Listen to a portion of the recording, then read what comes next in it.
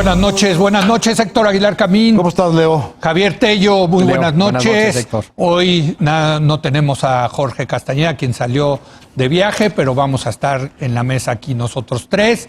Y vamos a comenzar con lo sucedido este fin de semana, proveniente de Cuernavaca, llegó a la Ciudad de México la Caminata por la Verdad, Justicia y Paz, encabezada por el poeta Javier Sicilia y los activistas de la familia Levarón, en la que se manifestaron para que el gobierno del presidente López Obrador actúe y combata la violencia que se vive en nuestro país. Héctor, hay muchos temas relacionados. Comencemos con lo que fue la marcha en sí, ¿no? Bueno, yo creo que la marcha es algo a lo que le tenemos que dar la bienvenida, porque vuelve a poner en una movilización quizá la asignatura pendiente mayor del país, que es, vamos a decirlo así, son los muertos de los que no hay ninguna relación, ninguna investigación, pero hay deudos, hay dolientes, hay familiares que exigen su investigación, que exigen una acción de Estado para reparar, para recordar, para reconstituir ese proceso de muerte y de anonimato en la muerte. Y este movimiento se activa de nuevo porque fundamentalmente el Estado mexicano no se ha movido prácticamente nada en ese sentido desde que esta matachina empezó. Y creo que debemos darle la bienvenida a que pongan otra vez en el espacio público como una prioridad este terrible asunto del que es muy fácil tratar de olvidarse, porque es, por las buenas razones incluso, porque es muy doloroso y porque parece no tener salidas. Lo que pasó ayer, el presidente ha estado francamente mal al no dialogar, mejor dicho, con este movimiento, incurriendo en unas declaraciones simplemente inaceptables, diciendo, por ejemplo, que él no los iba a recibir personalmente porque no se iba a prestar al show, como si pudiera llamarse de show a esta desgracia nacional que son los muertos y los desaparecidos, y porque esto iba a poner en riesgo o a manchar su investidura. Pues ¿cuántos muertos vale la investidura del presidente de México? ¿Cuántos muertos vale la investidura? Y ayer, en efecto, no lo recibió, pero no solo eso. Toleró enfrente de su casa, que es el Palacio Nacional, unos piquetes ofensivos, obviamente manipulados, insultando a los miembros de la caravana y a sus líderes. O sea, no solo no vale el show de que el presidente los escuche, sino que vale el show de que los ataquen como adversarios, como enemigos, como simuladores, como extranjeros, porque uno de los gritos era: Sicilia no es mexicano. Y fuera los Levarón. Eso es lo que gritaban enfrente de la casa del presidente. Me parece que el presidente lo que tuvo ayer, y hoy en la mañana el presidente sale diciendo que son unos desmemoriados, que no habían hablado nunca de estos problemas. El desmemoriado es él. Si alguien ha hablado de estos problemas, son esos señores que estaban ayer ahí liderando esa nueva caminata. Que no había hablado nunca de García Luna. Si alguien había pedido la destitución de García Luna, es Javier Sicilia. Entonces sigue hundiéndose en el hoyo de sus propias malas posturas a este propósito respecto de esta caminata. Y creo que lo que tuvo ayer López Obrador es una derrota moral. Creo que tuvo una derrota moral frente a la calidad de la causa que tenía enfrente, tomar estas actitudes de político intolerante que no acepta que nada es legítimo salvo lo que él representa y lo que él reconoce. Solo que esta es una causa demasiado grande, Leo. Sí, no, bueno. Tiene demasiada sangre atrás Sí. para tratar de ponerla, de volverla una causa ilegítima. En lo personal me rebasa, Héctor Javier, la reacción del presidente. No la entiendo. La verdad, no la entiendo porque no es una cuestión solamente moral, que tanto le gusta hablar al presidente de la moralidad, pero también creo que no es una buena reacción política, ¿no? Sí, coincido. Creo ¿Qué que gana el presidente con esto? No lo veo. llevamos ya muchos meses, de hecho, desde la campaña debatiendo todo el tema de los abrazos y no balazos respecto al crimen organizado, que si es una estrategia correcta, que si no es una estrategia correcta, etcétera. De lo que no hay la menor duda es que la estrategia correcta respecto a víctimas son abrazos. Sí. ¿No? De eso sí no hay la menor duda. O sea, que tú es ves la a actitud Sicilia, correcta. lo quieres abrazar, a los Levarón también, ¿no? Yo creo que es la actitud correcta. Sí. Me sorprende, ahorita que decías que era la política equivocada, me sorprende la manera distinta en que se ha manejado el tema de los desaparecidos del tema de las víctimas. Ambas son víctimas, obviamente, claro, ¿no? claro. Son los muertos, son los desaparecidos, son los familiares de muertos y desaparecidos. Sí, claro, en un sí. caso, en el caso de los desaparecidos, creo que tomaron las decisiones correctas, creo que están haciendo las cosas correctas.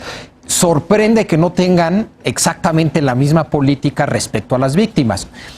La diferencia es que obviamente hay una movilización alrededor de víctimas y la movilización alrededor de los desaparecidos creo que es menor.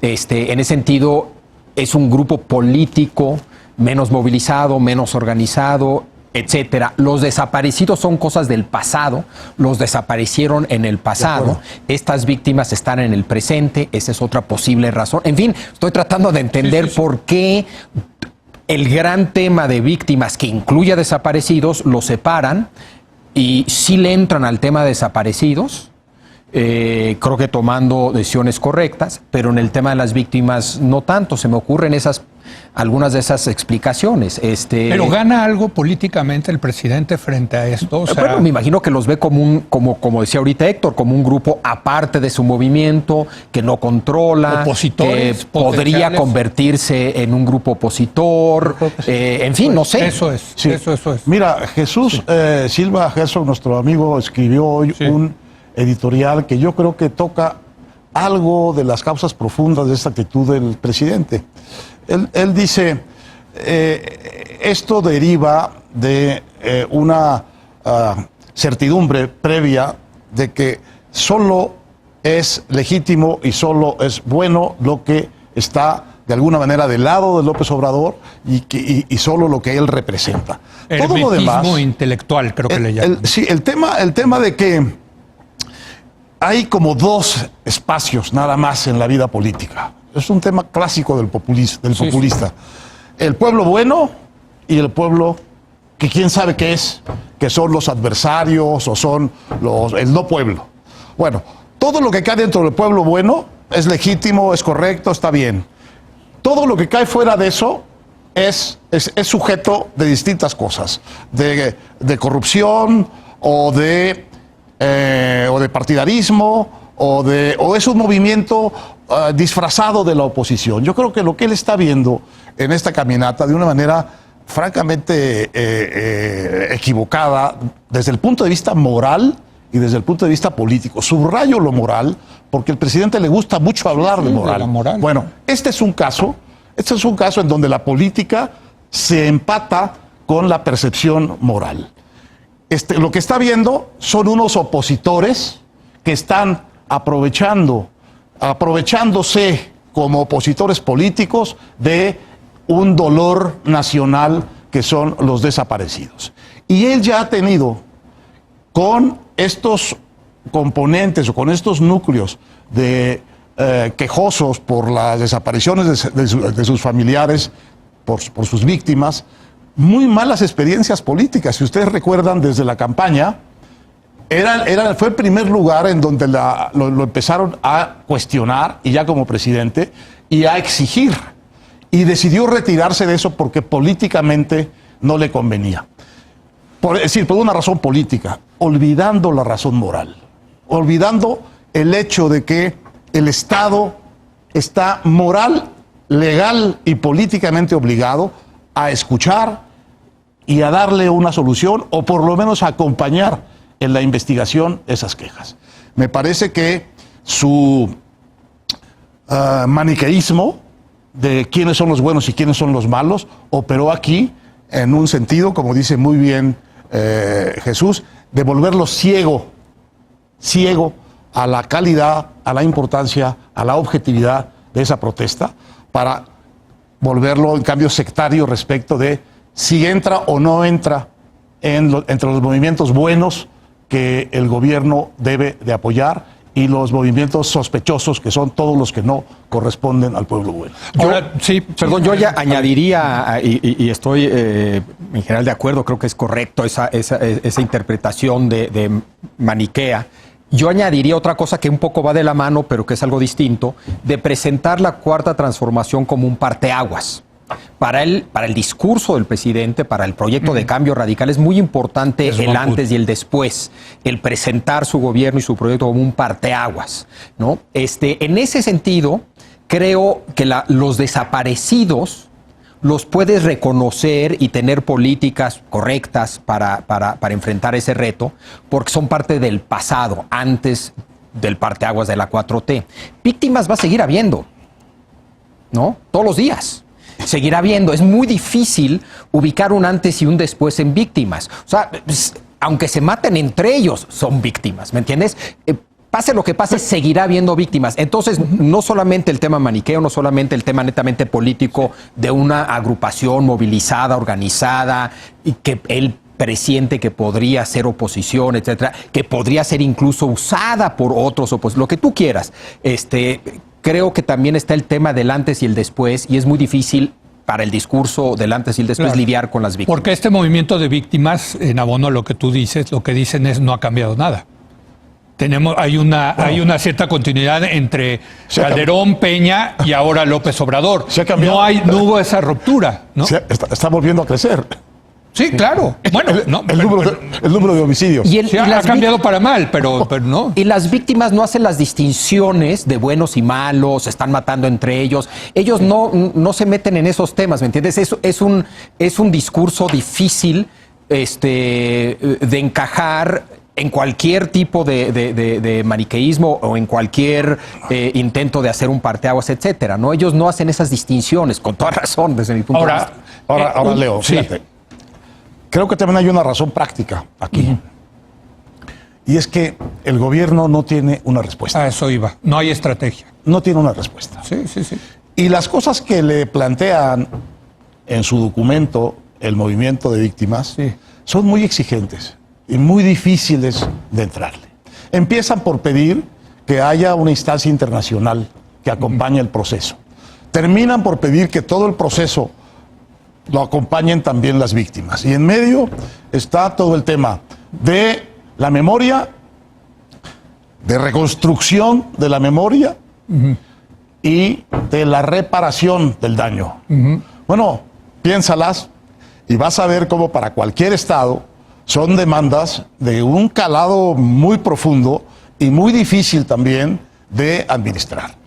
Pero me parece que la respuesta a esa dificultad debería ser otra vez la discusión de cuáles son los alcances reales que podemos tener y cuáles son las deficiencias en que estamos incurriendo y que podemos corregir, en lugar de una práctica satanización y echarles a los piquetes de acarreados a gritarles como si fuesen el pueblo malo.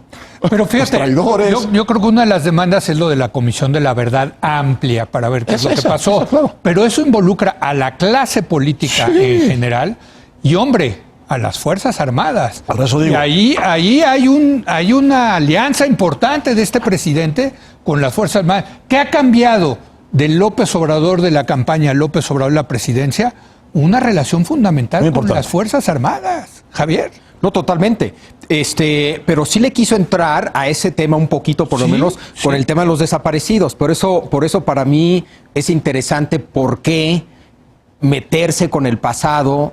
Sí. Vamos a ver cómo se mete, ¿no? Pero ahí sí como que le han querido entrar y la actitud parece ser otra. Javier, y es diferente de las víctimas. Completándote. Y prometió también una cosa mucho más precisa, que fue el tema de la justicia transicional, Sí. encaminada a la averiguación del tema de las víctimas. Pero eso se quedó reducido a nada. Ayotzinapa Sí, ya. y ahora al linchamiento de García Luna. Bueno, no puede ser, es decir, también todo esto lo que hace es acortar la mirada del Estado, del presidente, del Poder Ejecutivo, a unas cuantas causas realmente muy pequeñas comparadas con la causa que traen esta caminata de las víctimas. Creo que otra- Perdón, sí, venga. Otra explicación adicional que se juntan, que se suman, tiene que ver con su relación complicada con la sociedad civil organizada. Que en parte tiene que ver con un cierto maniqueísmo y No su le gusta al populismo, presidente. pero es una relación bien complicada. Es No, todo pero un no le tema. gusta. Valdría la pena un día entrarle a fondo Ahora, de por qué no, Pero, parte de lo que están pidiendo este movimiento de Sicilia y los Levarón es, y yo creo que correctamente, este es un problema tan grandote que necesita haber aquí una unidad. Debe ser una política de Estado.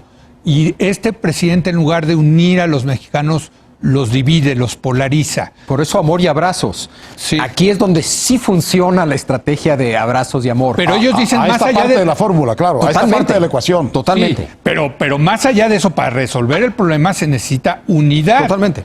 Y creo que, pues no sé por qué el presidente no toma eso como... Bueno, por estas razones. O como jefe de Estado, ¿qué es? ¿No? O sea, Mira, o a lo mejor es imposible, no sé. Héctor. Yo creo que no tiene una visión de esto.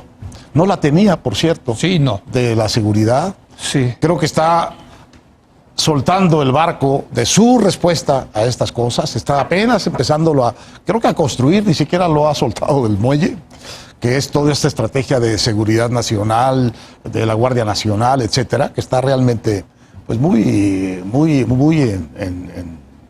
en construcción. Y añadir a eso las demandas que le plantea a este movimiento, debe sonarle, por un lado, abrumador, y por otro lado, una cosa que no es muy propicio a eso, es cambiarle la agenda. Es cambiar la agenda porque hay un actor político que él no respeta, que trae, sin embargo, la buena agenda.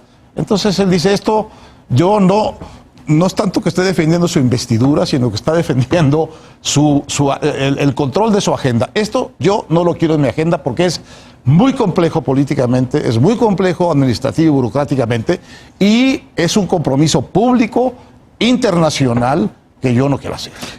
Perdón, totalmente de acuerdo. Yo creo que de entrada, de origen, digamos, él no tenía una visión, un entendimiento, un proyecto de seguridad pública, ¿no? Pero llegando a la presidencia se da cuenta que por lo menos necesita controlar el nivel de violencia. A eso se va a dedicar, a controlar el nivel de violencia. Todo lo demás, víctimas, todo eso, justicia transicional, todo eso. Va para después. Él no se va, en estos 6 años no. Lo otro sí, porque es necesario para que lo otro... Él no ha dicho que en estos 6 años no. Lo que han dicho es después. Bueno. Después de que aclaremos las cosas básicas que tenemos, podemos empezar con Sospecho que le llevará a los próximos 5 años tratar de controlar yo el creo que nivel de los próximos violencia. 12, pero bueno. Es una actitud un poco similar a lo de la corrupción. Es un problemón gigantesco, etcétera, etcétera. Y él escogió que iba a hacer 3 cosas y en esas se va a enfocar. Piensa así en general, ¿no? Es alguien que se enfoca en su agenda, es su agenda. Y creo que en el caso de la seguridad, el gran tema de la seguridad, el tema en el que se va a enfocar es controlar el nivel de violencia. Más allá de eso, no. Quiero terminar este segmento con un comentario acerca del otro lado, de los Sicilia, de los Levarón, recordando el libro de Hirschman de Salida, Voz y Lealtad, diciendo que cuando uno se enfrenta a estas situaciones tiene la posibilidad de ser apático, tiene la posibilidad de salirse, de decir, hijo, este país ya no sirve para nada, me salgo, o tiene la posibilidad de levantar la voz. Yo admiro profundamente a estos personajes que han hecho de su tragedia personal, Javier, Héctor, pues un movimiento social. Y han levantado la voz, y en particular Sicilia y Levarón, los dos fueron los que primero hicieron en 2011 esta marcha de las víctimas, ¿no? Sí. O sea, y le dieron una voz y un rostro a las víctimas.